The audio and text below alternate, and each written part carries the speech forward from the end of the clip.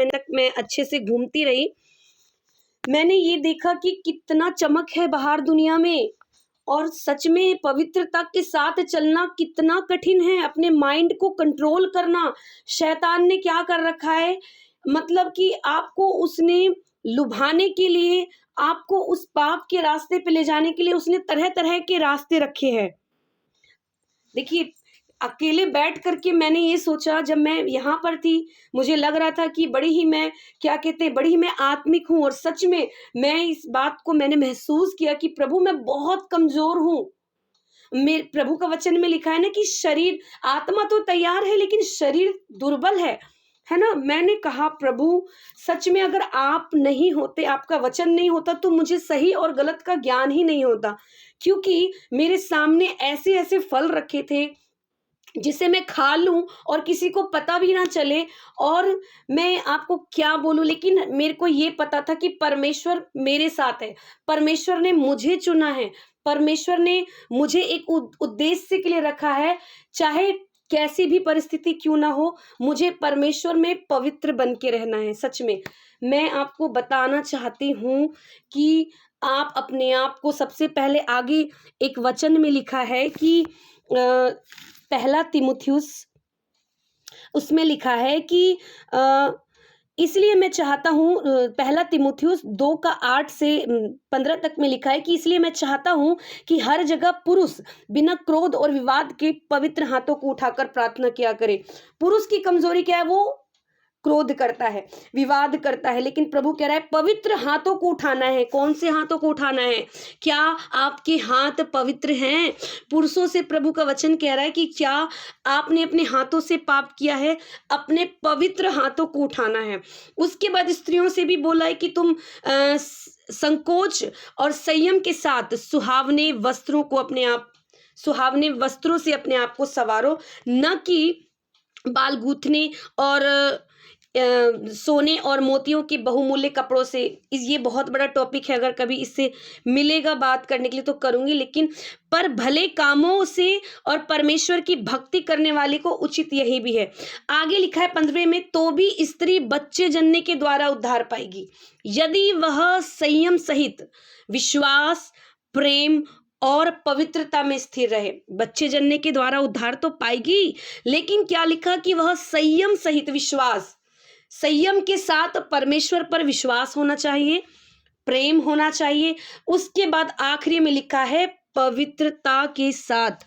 अब पवित्रता के बारे में प्रभु यीशु मसीह ने बताया ना, अपने मन से, अपनी आंखों से, अपनी जुबान से, सोचने के द्वारा, हर तरीके से हमें कैसे पवित्र करें प्रभु के वचन से। अगर आपने प्रभु के वचन को नहीं पढ़ा तो सच कह रही हूं, एक समय ऐसा आ जाएगा कि आप अपने आप को क्रिश्चियन, मसीही, यीशु मसीह को आप दोष दोगे, लेकिन असलियत में दोष किसके अंदर होगा? आपके अंदर होगा, है ना। इसीलिए प्रभु का वचन बहुत ही ज्यादा जरूरी है, और वचन के द्वारा अपने आप को आप कंट्रोल नहीं कर सकते, क्योंकि बाहर की दुनिया इतनी चमकदार है। मतलब मैं ये सोच रही थी कि मुझे तो अच्छा लग रहा था, लेकिन मैं कहीं ना कहीं मैं हृदय में सोची थी, प्रभु मैं आई क्यों, मैं यहाँ क्यों आई प्रभु, मुझे नहीं आना था, बेकार में आ गई। पर एक्चुअली में शादी थी, वो भी जरूरी था। लेकिन मेरा एक एक्सपीरियंस रहा कि हम लोग कितनी आसानी से किसी को बोल देते हैं ना कि ये नहीं करना, लेकिन और हम किसी को कंडेम भी कर देते हैं, अगर जिसने वो पाप कर दिया, वो पाप को उसने कर दिया, तो फिर आप क्या गवाही दोगे? सोचो कि आप, जैसे हवा के बारे में गवाही देते हैं कि हवा ने वो पाप कर दिया, और आप कैसी गवाही देते हो? आपके जीवन में गवाही से आप क्या लोगों को सिखाते हो? आज जब हवा की बात होती है तो उसके बारे में ये बात होती है कि उसने वो पाप कर दिया।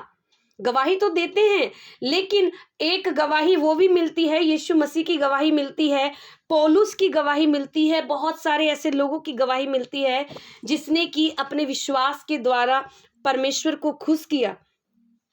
तो आपकी गवाही क्या है? क्या आप पाप में गिरकर तब आप अपनी गवाही देते हो, या आप कैसे अपनी गवाही देते हो कि आपने उस पाप पर जय प्राप्त कर लिया? मैं प्रभु का धन्यवाद देती हूँ कि सच में अगर प्रभु का वचन और प्रभु यीशु मसीह मेरे साथ नहीं होता तो मैं कभी भी पाप पर विजय नहीं प्राप्त करती, अपनी अभिलाषाओं पे विजय प्राप्त नहीं कर पाती। तो मैं आपको भी उत्साहित करना चाहती हूँ इस बात के लिए कि आपको अपने आप पर खुद से आप विजय नहीं प्राप्त करते। अगर आपके अंदर वचन की कमी है तो सच में आप ना लोगों से पूछते रह जाओगे, मैं करूं या ना करूं, करूं या ना करूं, और उस बीच में धूर्त चालाक शैतान आएगा और आपको कहेगा कर ले, कौन देख रहा है तुझे, है ना, कौन देख रहा है तुझे। चाहे वो कोई सा भी पाप हो, कोई सा भी, चाहे वो शरीर का पाप हो, चाहे वो किसी भी प्रकार का पाप हो, तो आपको सही सलाह कौन देगा? प्रभु का वचन देगा, है ना।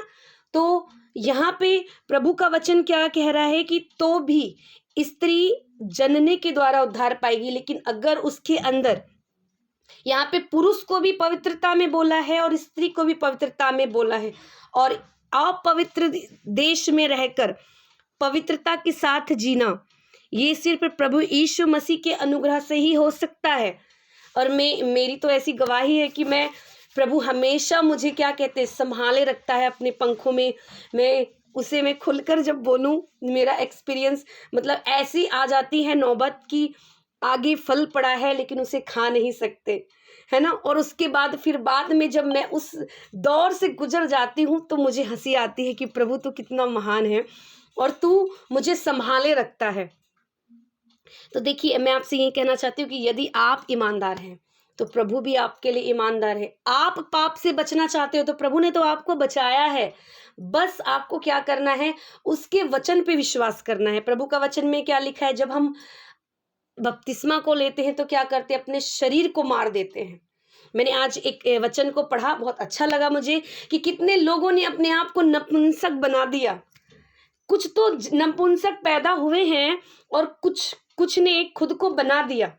मेरे पास इतनी सारी चीज़ें हैं कि मैं आपको शेयर अगर करूं तो आप लोग पता नहीं क्या सोचेंगे, लेकिन मैं प्रभु एकदम महान है, क्या बोलूं उनकी बात। वो हमेशा मुझे गाइड करते रहते हैं, हमेशा क्या करते हैं, वो हमेशा समझाते हैं, लेकिन बस शर्त है कि आप उसकी सुनो, है ना, उस पर विश्वास करो पूरा। अगर उसके वचन में लिखा है कि इस फल को नहीं खाना तो नहीं खाना। कितने लोग क्या करते हैं, उस पाप में गिर जाते हैं, व्यभिचार में गिर जाते हैं। लेकिन मैं आपसे कहती हूँ कि अगर आप उस पाप में गिर गए, परमेश्वर को आपने पवित्र, जो कि पवित्र परमेश्वर है, तो उसके सामने आप किस पवित्रता की गवाही दोगे?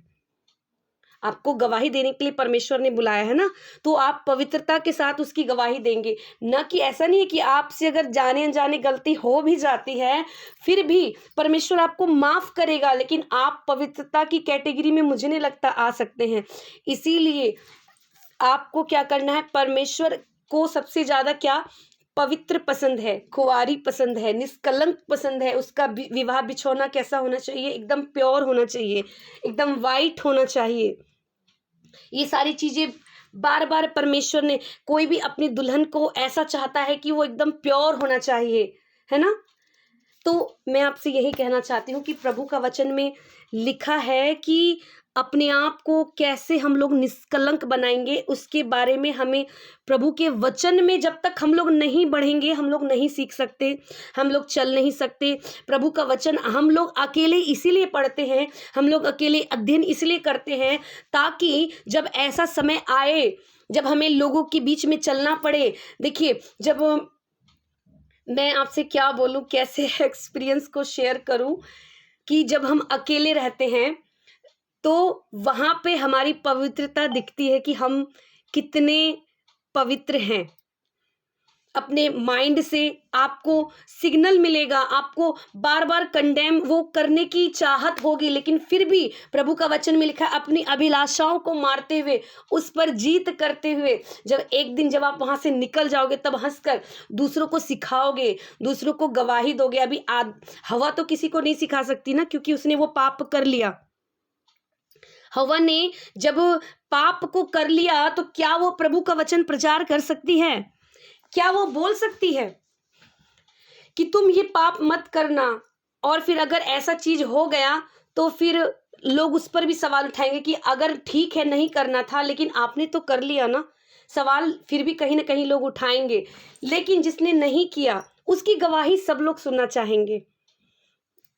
मैं आपसे कहना चाहती हूँ, प्रभु का वचन में लिखा है कि हमें कैसा बनना है। हमें सबसे पहले हर एक चाहत को, हम अच्छे दिखते हैं, हम सिंगल पीस है, हम जानते हैं कि हम बहुत सुंदर हैं और हम सुंदर इसीलिए हैं कि प्रभु यीशु मसीह हमारे पास है। पता है, जब आप भीड़ में जाते हो तो लोग आपको फोकस क्यों करते हैं? आप सुंदर दिखते हो इसीलिए नहीं, आपको लोग इसीलिए देखते हैं, भीड़ के बीच में लोग आपको नोटिस इसीलिए करते हैं क्योंकि प्रभु ने कहा है कि आप एक ज्योति हो, आप छिप नहीं सकते। आप भीड़ में भी रहोगे तो वहां से लोग आपको चुन लेंगे, वहां से लोग आपको देखेंगे, आपसे लोग बात करेंगे। 100 लोगों के बीच में एक को चुना जाएगा और वो चुनने वाले आप होगे, क्योंकि प्रभु ने आपको वो ज्योति ठहराया है और उस ज्योति को जलाना बुझाना हमारे हाथ में है ना। पवित्र आत्मा हमें क्यों दिया गया? उसको हम बुझाना जलाना हमारे हाथ में है। देखिए, शैतान हमें कमजोर करेगा, लेकिन आप प्रभु से प्रार्थना करो, प्रभु सामर्थ्य दे, प्रभु मुझे मदद कर, मैं यहाँ पे कमजोर हो रहा हूँ, प्रभु आप मेरी सहायता करें, मेरे शरीर की चीजों को प्रभु आप जानते हैं, क्योंकि प्रभु हर एक चीज को जानता है, वो हर एक चीज से गुजरा है, तो वो हमारी हर समय मदद करेगा।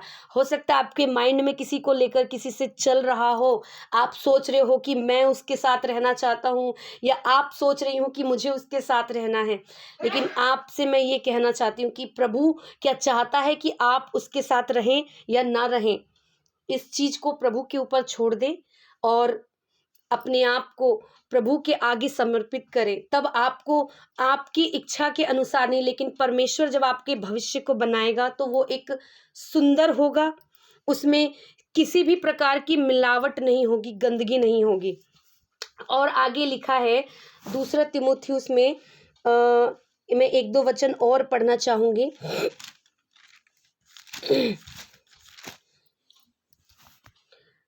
प्रभु का वचन में क्या लिखा है कि दूसरा तिमुथियुस 3:6 में लिखा है कि इन्हीं में से वे लोग हैं जो घरों में दबे पांव घुसे आते हैं और उन दुर्बल स्त्रियों को वश में कर देते हैं। यहाँ स्त्री और पुरुष दोनों को ले रही हूं मैं, जो पापों से दबी है और हर प्रकार की अभिलाषा में है, सदा सीखती तो रहती है पर सत्य की पहचान तक कभी नहीं पहुंचती। आप इस बात को हमेशा याद रखना कि आपने प्रभु को ग्रहण कर लिया है, आपके पास दबे पांव बहुत लोग आएंगे। यदि आप लड़का हैं तो वो लड़की के रूप में आएगी, और लड़की है तो लड़के के रूप में आएंगे आपके पास दबे पांव, लेकिन आपकी अभिलाषा के अनुसार आएंगे। आपकी क्या अभिलाषा है? अपनी अभिलाषाओं को चेक करो और उसे अपनी कमजोरी मत बनाओ, उसे अपनी ताकत बनाओ। उस अभिलाषाओं पे जय प्राप्त करना सीखो। और कैसे? प्रभु के वचन से। प्रभु के वचन में अपना समय दो, है ना। और अब सबसे पहले क्या करना है कि अपने आप को प्योर करना है, क्योंकि जो पवित्रता में नहीं रहेगा वो प्रभु के राज्य में नहीं जाएगा। मेरा जाना प्रभु के हाथ में, आपका जाना प्रभु के हाथ में, लेकिन आपने प्रभु के लिए क्या क्या छोड़ा ये बहुत मायने रखता है। हो सकता है आपने प्रभु के लिए धन को छोड़ा, लेकिन धन को छोड़ना नहीं है, प्रभु के राज्य में जाने के लिए अपनी अभिलाषाओं को छोड़ना है, अपने पापों को छोड़ना है कि प्रभु देख, मैंने आपके लिए ये छोड़ने की कोशिश की, प्रभु मैंने आपके लिए ये नहीं किया, सच में मेरे जीवन में ऐसी ऐसी कमियां हैं, मैं क्या कहूँ। लेकिन मैं सच कहती हूँ कि मेरे पास ऑप्शन बहुत सारे रहते हैं कि मुझे ये करना है। शैतान मुझे लोभ दिखाता है कि तेरे पास बहुत सारे ऑप्शंस हैं, लेकिन मैं कहती हूँ कि प्रभु के लिए अगर मुझे, जैसे वचन में लिखा है, नपुंसक बनना पड़े तो भी मैं तैयार हूँ प्रभु के लिए। अगर लोगों ने मुझे ऐसा भी बोला कि तू नपुंसक है, तो मैं कहूंगी कि प्रभु मैं तेरा धन्यवाद करती हूँ कि हाँ मैं तेरे लिए हूँ प्रभु, मैं तेरी महिमा के लिए हूँ प्रभु। जब ऐसे वचन प्रभु ने, जैसे पौलुस ने कहा था, क्योंकि बहुत सारी चीज़ें हैं जो हमारे जीवन में पूरी नहीं होती, लेकिन इस बात को जब हम अपने दिल से, और देखिए मैं किसी को ये एक्सप्लेन नहीं कर सकती, लेकिन मैं प्रभु को कर सकती हूँ। प्रभु मेरा समझने वाला है ना, वो हमें क्या करते हैं, वो हमें भरने वाला परमेश्वर है। हर एक आवाज नहीं आ रही है? आवाज है? हाँ, ओके। तो मैं आपसे कहना चाहती हूँ कि मुझे नहीं पता कि आपके जीवन में क्या है। मेरे जीवन में जो है वो मैं बोलने से बिल्कुल भी नहीं घबराती। मैं जानती हूँ क्योंकि मेरी हर एक गवाही, क्योंकि उस चीज़ों से अगर मैं जीत कर निकली हूँ तो वो मेरी गवाही है, वो मेरी टेस्टिमनी, और प्रभु मुझे हमेशा सँभालते हैं। और मैं ये आशा रखती हूँ कि आने वाले दिन में इससे भी बड़ी-बड़ी चुनौतियाँ तो आएँगी, लेकिन उसमें जय प्राप्त करेंगे, क्योंकि मेरी लड़ाई लहू और मांस से नहीं है, परंतु क्या है, उस दुष्ट और उस शैतान से है ना। आपकी मेरी लड़ाई किससे है? उस दुष्ट से। हो सकता है कि आपके परिवार में ऐसा हो, लेकिन सच कहूँ, अगर आपका खुद का जीवन में अगर प्रभु के लिए आप अपने आप को पवित्रता बना के रखते हैं, तो आप ऐसे लोगों को खुलकर बोलेंगे, पब्लिकली बोलेंगे कि मेरा प्रभु पवित्र परमेश्वर है। नहीं तो अगर आपने कुछ अपवित्रता किया है तो उसके लिए प्रभु से माफ़ी माँगो, और दोबारा ऐसा न करने के लिए प्रभु से अनुग्रह माँगो। और बिल्कुल भी इसके लिए एकदम सचेत रहना, क्योंकि शैतान क्या चाहता है, सबसे पहले आपको वो नंगा करना चाहता है। शैतान